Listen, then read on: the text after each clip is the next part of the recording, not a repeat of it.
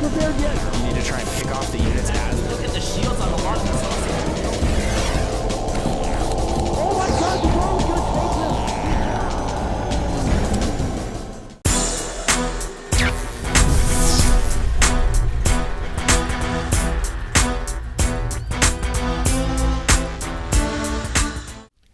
Hey everybody, this is HD. And this is Paying User. We're back for another series of games in the IPL. This is still the round of 32, and this is the winner's bracket. We have ATN DarKFoRcE in the bottom left-hand corner and Mouse Mana in the top right-hand corner. It is going to be on DarKFoRcE Plateau. I am so excited to be here with my co-caster, Paying User. As am I. Indeed, and we're going to be here to cast this best of 3 series. One player shall continue on the road in the winner's bracket, and one player will fall to the dark, grimy hell that is the loser's bracket below. Dun, dun, dun. Dun dun dun. Anyways, yep. Mouse Mana spawning as our green Protoss in the top right-hand corner on DarKFoRcE Plateau, and in the bottom left-hand corner we have the blue Zerg ATN DarKFoRcE. Both of these players, phenomenal European players, outstanding European players, especially Mana. He's been playing so well lately. Just one of the Protoss powerhouses from the European scene. Hasn't had a breakout success just yet, but he's been up there with everyone, and now scouting our Zerg immediately, probably gonna decide whether or not to drop a gateway or a forge, depending on what he sees. I think he's gonna probably go with the gate. A forge. Let's check it out. Yeah, I think he's going to forge expand here. And there we go. We do have a forge coming down.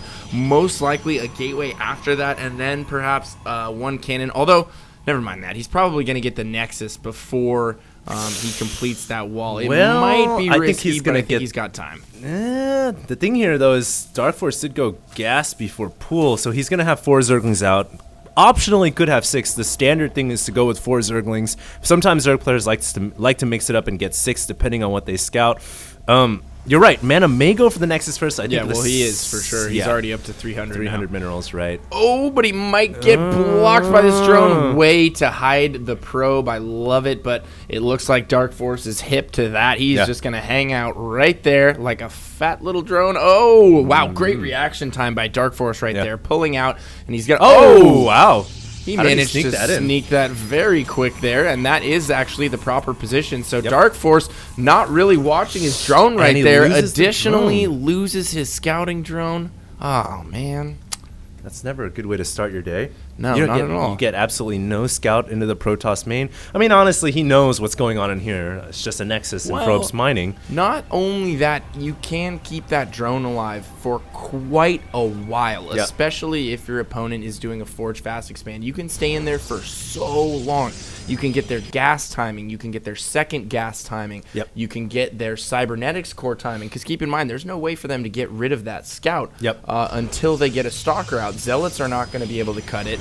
And they're either going to have to get a sentry or a stalker out, and it's going to be quite a while before he finishes his cybernetics course. So well, optionally, the Zerg always has the secondary scout, the big balloon floater, the Overlord, and of course, because the Protoss goes for Forge Fast Expand, the Overlords are pretty much safe for the first couple of minutes because we're not going to see a cybernetics core at least finishing for like another minute or so. So DarKFoRcE here will be able to float his blimps in here and figure out exactly what's going on. The blimp floaters. The blimp floater. The what do they call the old blimps back in the day? Zeppelins. Dirigibles. Dirigibles. Well, these they're not filled with helium, so at least when they explode, they don't just... They're filled with some sort of Zerg form of helium. Who knows? But they definitely explode when they die. Those little bulbs on the left and right just kind of explode and give off. They even give off a little bit of gas right there. Anyways, it looks like DarKFoRcE is triple hatching, or rather to say double expanding here. Yeah, he's double expanding, going for a very aggressive third here. I really like this Paying User because he knows the Protoss has no ground forces whatsoever, and a Protoss on this map going for Forge Expand, it's very hard to break. Protoss just love to just close this off. It's a very small ramp. It's going to be a 2-base Protoss, so you need that extra hatchery right away, and I like what DarKFoRcE has done. Oh, yeah, absolutely. He knows he's Forge expanding. He knows he's going to have quite a while. Generally, players won't take their third that quickly, just because it can be a little risky. especially to some kind of really quick Stargate play. And we do have that Stargate going down right now for Mana. But one thing at the front of Mana's base near the natural, I really don't like that wall setup at all. He's just so exposed to any kind of a roach all-in or a roach ling all-in. I mean, he needs to be so careful. That's just such a risky setup right there. Generally, you want that cybernetics core more towards the front, tucked in between where that cannon is, pretty much. And you want the cannon to be a little bit more to the right. So he's really lucky that DarKFoRcE actually hasn't scouted up there and noticed that, because it's a huge opportunity for him to just outright win the game. Well, he has scouted the Stargate. He knows about it now. Yeah, he sees that most likely it's Void Rays at this point. And yes, indeed, it is going to be coming out. So I think we should be seeing a horde of queens popping pretty soon. DarKFoRcE will not be able to make 3 queens at once because he opted to go for the lair first. So he's going to be able to make 2 queens, and he should have a total of about 4 or so. Now, the thing is, he doesn't have the creep spread connecting to the 3rd yet. So what he really needs to do is build some Evo chambers and get some spore crawlers out. And in fact, he has spores coming at that very far away 3rd, so he'll be able to protect himself from Void Rays in that direction. Yeah, absolutely. And I think we're going to see some follow-up Phoenixes or Void Rays, and it is a Void Ray, so it looks like he's going to go for 2 Void Rays. Yep. He will almost definitely be following that up with Phoenixes. If he doesn't, I have no idea what he's up to, because Phoenixes are just so great for picking up those queens, picking up transferring drones, any kind of wayward units, and they just allow the Void Rays to do so much damage while they have them up in the air. And really, those 2 units just working together beautifully. But DarKFoRcE seems to be prepared for this. He has his overlords in centralized areas. They're not out all over the map. He is spreading his creep between the 2 bases, which is so important. And I think he'll be pretty much prepared for this. And it looks like Mana's actually stopping production out of the Stargate. Yeah. It's really interesting. Yeah. He may have I think he only has 1. No, he has 2 Void Rays out. He does have 2. Interesting. Usually, if you're going to produce a Void Ray, either you're going to produce a ton and try to do damage, or you produce 1 to pop overlords off around the map. Mana has gone for 2 Void Rays here, and he's going to go immediately into what looks to be Blink Stalkers here. Pain. I think we're going to be seeing some kind of a fast Blink Stalker build after the Void Rays. And it looks like he's going with the +2 Blink Stalker build, 6 gate +2. It's kind of interesting. Yeah, there we go. There's the follow-up Phoenixes. He is getting a follow-up Phoenix now. It is on the way to the Void Rays. And, I mean, the 2 Void Rays isn't necessarily that uncommon. You'll see a lot of players either get a single Void Ray or 2 Void Rays, and then they'll follow it up with subsequent Phoenixes. And what that allows you to do is the 2 Void Rays together just gives you so much more potential to do damage. Mana has not cleared out the Xel'Naga towers, though. He looks like he is going to clear the southern Xel'Naga tower right now. There is a 4th going up for DarKFoRcE. I feel like Mana has an opportunity to take out that 4th with these Void Rays, especially since the Spire isn't up yet, and we don't have...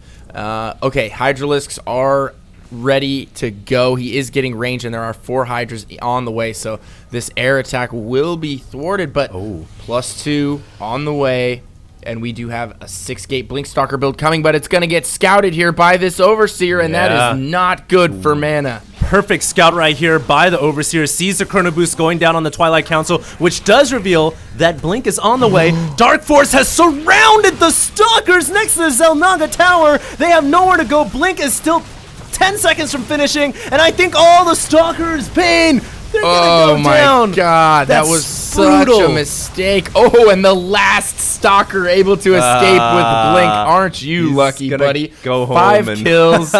Upgrades his rank to Mentor, gonna head back home. What a nifty little Stalker right there. He's gonna go home and tell everybody how he made it out alive. He's gonna regale of the story of the Xel'Naga Tower. Everyone's gonna call him the coward that left his friends behind. That's definitely possible. But then again, he did have Blink, so you can't blame him. I mean, if I had Blink and I was surrounded by Zerglings, I'd probably Blink right out of there too. You'd leave me behind? Hey man, if you died before Blink finished, you'd be dead already. What difference does it make? Well, you'd be the one that got up against the wall. You'd leave me out there to take the damage for you? Hey, somebody's got to be in the back. At least one of the Stalkers has to be back against the wall. And wow, look at this force from DarKFoRcE right here. I love the Hydralisk here because absolutely. I mean, even against the Phoenix and Void Rays, it was great, but now against the Blink Stalkers, it's great as well. Hydras generally are the counter to any air unit the Protoss can make.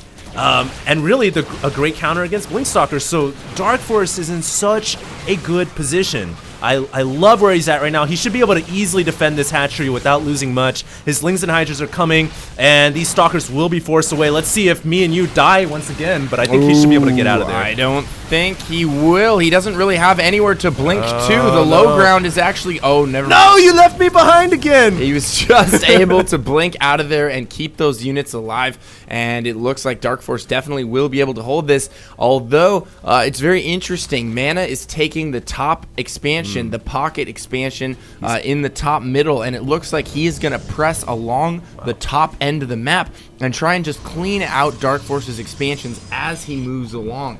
This could be difficult for him as DarKFoRcE has taken a 5th. He already has the 4th at the top of the map, so it's going to be really hard for Mana to make anything happen here. He's going to have to sit back, build up, and then push with an absolute death ball. I think he's also going to need to build some cannons here pronto. A lot of times when Protoss players opt to take the little side expansions on this map, a wise option is to build cannons so they have something to fall back to. Zerg players typically can't really break a cannon line when there's a ton of Stalkers backing it up as well. Mana here has found an opportunity to hit the hatchery, but DarKFoRcE is going to be going eye for an eye. He loses the hatchery at the top left, now down to 4 bases, but DarKFoRcE has plans to maybe strike down this very weak front door with only 2 cannons, but the sentries. Force fields right there from Mana, but DarKFoRcE gonna load everything up in these overlords. He is just gonna go straight for the drop on the natural, dropping units all over the natural right now, poop and creep everywhere. And wow, Mana getting back just in the nick of time, blinking all of his Stalkers in. And who is gonna come out on top here? I think it's gonna be Mana. Yeah, I have to agree with you because really DarKFoRcE didn't do that much damage. He's gonna try to go for a main drop now as he's picking up overlords, but he's only got about 5 overlords worth of units, and he ends up losing his entire army.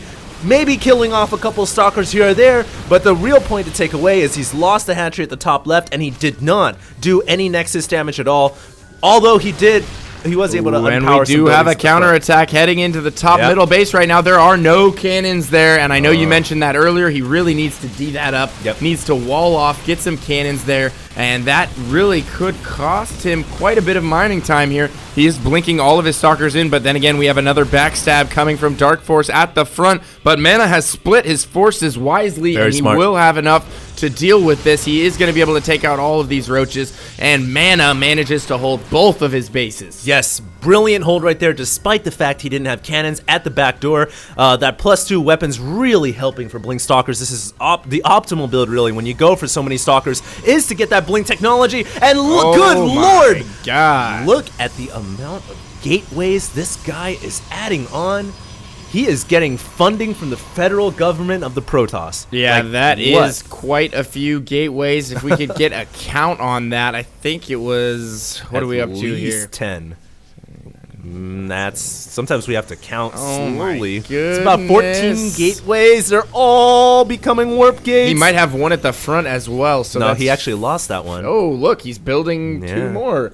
Good lord. Anyways, we have DarKFoRcE here coming in with the Zeppelins. Gonna unload a couple of roaches down under, and he's gonna be able to pick off some more units, but Mana has those Stalkers already in position. Very smart, able to hold this off. Meanwhile, Payne, we have another attack at the front door. Both these players are clawing for a victory here, but in the background, DarKFoRcE is at Hive, and he's making a greater spire. Yeah, DarKFoRcE just taking the entire map. Look at him going absolutely crazy. He has been running away with this game in the macro sense for so long now. I mean, the supplies before that first fight were at 180 to 130, now equalizing at 177 to 158. And, you know, despite how much macro DarKFoRcE has going for him right now, yeah, he's taking the entire map. Yeah, he is attacking multiple places at once. But Mana has been 100% on top of things. And once again, Mana has split his army into 2, and he is just ready and waiting for this drop at the top middle. His entire army is going to be there, and I think DarKFoRcE is walking into a little bit of a trap right here.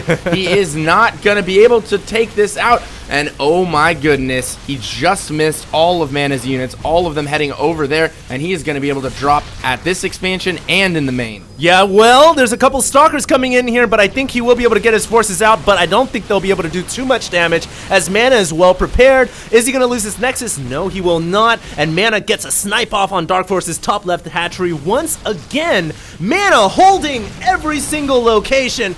Brilliant hold by Mana, but like I said in the background, man, we have Corruptors coming, and you know what Corruptors become? And guess who's ahead in supply right now? By quite a bit. We are at 172 to 163. Mana has finally managed to take a lead, and oh my goodness, this game has been so exciting from the get-go. Yeah. We have attacks going off anywhere.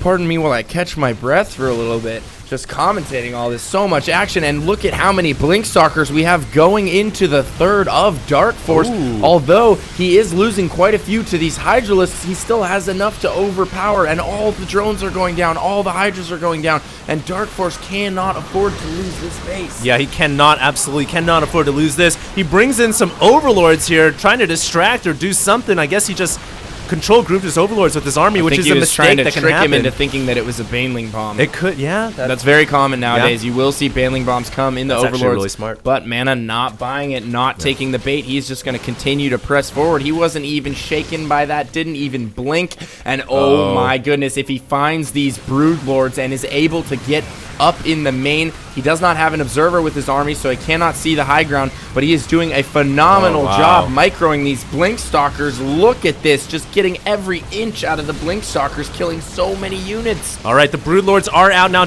able to fire, able to provide some artillery fire for the first time, so that Mana will fall back here because DarKFoRcE is able to do some damage, but the Blinkstalkers getting underneath the Broodlords will be able to snipe them very easily. DarKFoRcE is holding on very little by little, and finally is able to surround those Stalkers, but Mana blinks. Finally, the Observer comes into play, and he blinks those Stalkers onto the high ground. He will probably get on out of there, blink back down. No, he's going to try and get around to the back, but losing all of these Stalkers. Still, though, I feel like Mana has done such an amazing job clawing his way back into this game. He has so many gateways right now. He is going to be able to resupply that army with a quickness. He is continuing to get those upgrades. Zealot's going to go ahead and take out that bottom right expansion, and now I think Mana is definitely back in contention for this game. I would put him ahead right now, once again ahead in supply, 120 to 114, and we do have 3 Broodlords out on the field for DarKFoRcE. Indeed, the 3 Broodlords are helpful, but you know, when you're facing off against that many Blinkstalkers, the Stalkers can blink so easily underneath the Broodlords and snipe them out without even having a worry at all. So DarKFoRcE really needs to be careful about his Broodlords. He needs to make sure he has enough Hydras to back it up. Infestors with fungal growth would be really handy. In fact, he is making some Infestors right now. I like that. On the other side of the production tab, on the other hand, we have Storm coming. So Mana is well prepared to take this into the late game. I love how this game is, rather than being a left to right battle on Shakuras Plateau, it's a north to south. I love this. This is not as common, and this is going to boil down to a really intense game, but I agree with you. Mana has an advantage here. He's got more army, and he's just got more economy as well. We can see 82 over 55 Harvesters. Yeah, absolutely. And on this map, this is the old Shakuras, so you will see this north-south style game play itself out sometimes. This is actually not too uncommon of a situation for this map. So both players know the map very well. DarKFoRcE choosing to expand towards the bottom right, so he was, heading to the southeast with all of his expansions. Mana choosing to expand across the top of the map towards the west, and he is now setting up shop over there at his newly created fourth. A majority of his army hanging out there, and he is accumulating so much storm energy right now. This next battle is going to be absolutely brutal for DarKFoRcE. DarKFoRcE does have 3/3 melee upgrades on the way, however. I do not know if he has cracklings yet. He may. You'd have to check the spawning pool on that one. No, he does not. So forgot about that key upgrade. And here we go. Oh my God, Mana able to get in here, doing so much damage with the storms, getting underneath all the Broodlords and everything underneath, getting decimated, and Mana is going to be able to easily blink in there and pick off the rest of the Broodlords. We have a little quick transfuser to try to keep things alive, but I think that DarKFoRcE has met his maker, and Mana is going to take this to the next game with a victory under his belt, because if DarKFoRcE loses this hatchery, he's really just going to have no way, in my opinion, to get back in this game. Well, I don't know. We'll have to see about that. I wouldn't count him out just yet. He might be able to hold on here. We have a ton of roaches filtering out of all of the hatcheries. One Colossus is severely wounded. It's in the deep red. If he can manage to get that Colossus, oh my God, what's it at? 6 hit points. It looks like this hero roach might come from behind and kill the Colossus. No, he is protecting that Colossus with everything he has, and DarKFoRcE saying, good God, say thanks to whoever made this map pool. Very, very upset. DarKFoRcE actually with a huge lead in that game, making a few tactical errors and allowing Mana to claw his way back for a victory in game 1. Yeah. I couldn't agree with you more. Those drops were great, but he never really did that much damage with them. That's Mana was always just in the right place at the right time. Yeah. Anyways, Mana takes game 1. We'll be coming right back at you guys with game 2, so don't go anywhere.